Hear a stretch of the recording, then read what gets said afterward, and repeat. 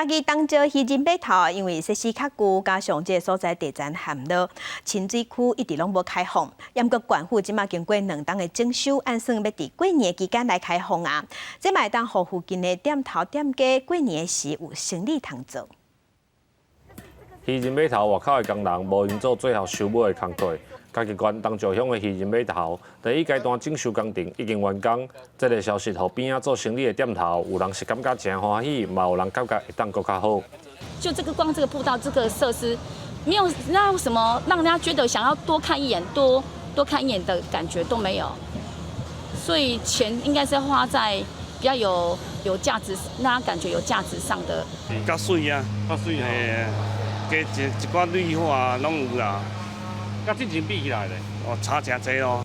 东石渔人码头是嘉义县知名的观光景点，但是因为地层下陷、涉海水的问题，搁有湿淡的环境，造成一寡设施海气。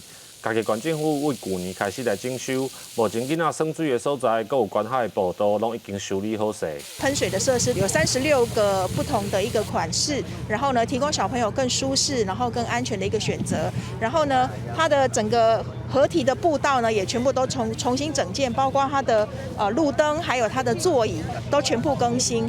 嘉义县政府表示，有涉水问题的海洋池修理的难度较悬，搁有公共设施因为经费的问题，所以第一阶段完工了后是刷来修理的重点。